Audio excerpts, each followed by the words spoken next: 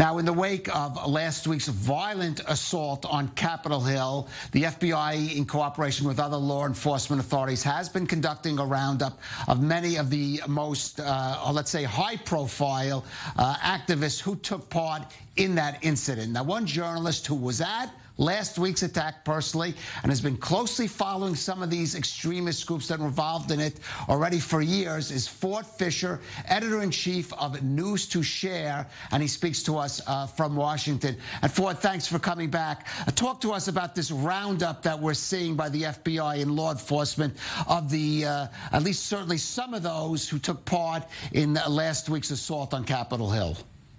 Right. So it was interesting because there was actually some criticism on the day of the protest that people were not getting arrested in very high numbers, especially given that they imposed a 6 p.m. curfew, that there weren't so many arrests on that particular day as compared to previous movements. But Capitol Police basically explained that the main priority was really clearing out the Capitol, and that, of course, they could go through and make several more arrests later. And that's basically what they've been doing. After releasing tons of images of people's faces who, especially those who actually went inside the Capitol, they have begun making arrests. Videos have emerged, for example, of people who, upon arriving in at their airports after flying home from D.C., being arrested basically right at their gate. There have also been videos that have showed some people have been actually added to the no-fly list, which is traditionally basically understood to be a mechanism to prevent suspected terrorists from flying. I know that in particular, there was actually a report that a congressman was reporting that the Defense Department had told him that there are 25 domestic terrorism cases that have actually been opened over the insurgency. So it's not clear exactly how many people are going to be arrested, but it seems like a lot more arrests and prosecutions are on the way. Right. Ford, I want to focus on one of those arrested, a very high profile, maybe the most high profile individual. He's been dubbed the Viking guy or the Viking Man, apparently an individual named Jake Angeli, if I'm pronouncing that right. And even his presence at that rally and in the subsequent entry in the Capitol Hill has confused people. He doesn't look like a typical sort of Trump supporter, let's say. Some people suggested, oh, he could be an Antifa or a far-left activist. What could you tell us about this individual and what his presence says about the profile of the people who took part in that incident? Right. So to address the false claim that he is a leftist of some kind, there was an image that circulated on Twitter that purported to show him at a Black Lives Matter rally. And it was true that he was at a Black Lives Matter rally, but he was counter-protesting it. The photo was cropped to disinclude his sign, but he was actually holding a sign that said Q sent me, which is a reference to the pro-Trump QAnon conspiracy theory. So I actually interviewed him just by chance on December 12th at the previous of the sort of Million MAGA March events. And it was actually in my interview that he learned that the Supreme Court wasn't going to take Donald Trump's case to overthrow the election. He had suggested to me he's here to suggest that the Supreme Court should overthrow the election results. And I told him, actually, they denied the case an hour ago.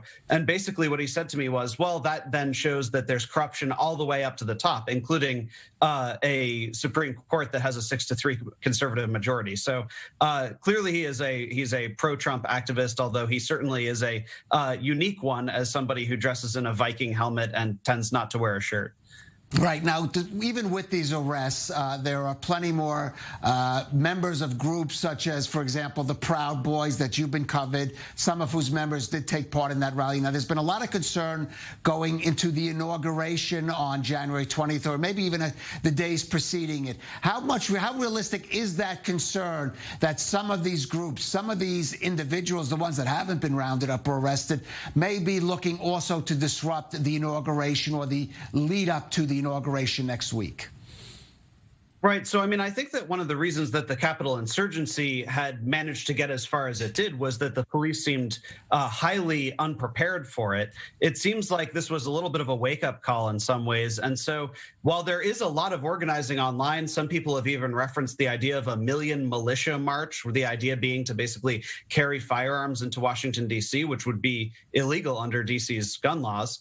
At the same time, The mayor has now announced we're going to have 10,000 National Guardsmen who are going to be deployed for ahead of Inauguration Day, and that they're possibly getting another 5,000 from other states.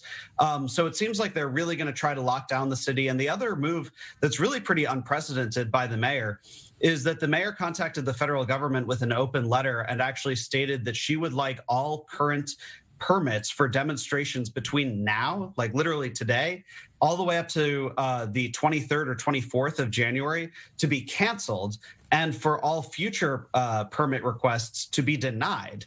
In other words, she does not want any legally sanctioned protests to be taking place. Now, the First Amendment basically means that she can't actually stop people from showing up in the city and talking about whatever issues matter to them, whether it's pro-Biden, anti-Biden from a different direction, whatever. But there isn't going to be at least any kind of legally sanctioned or permitted protests if the mayor has her way. All right. Well, certainly there's going to be a lot of, even with that, there certainly is going to be a lot of concern going into that inauguration. And I think also a lot of concern about where some of these groups, where do groups like the Proud Boys, where do these so-called QAnon supporters go in the, I guess, post-Trump presidency era, and what kind of actions, how may those movements evolve once the president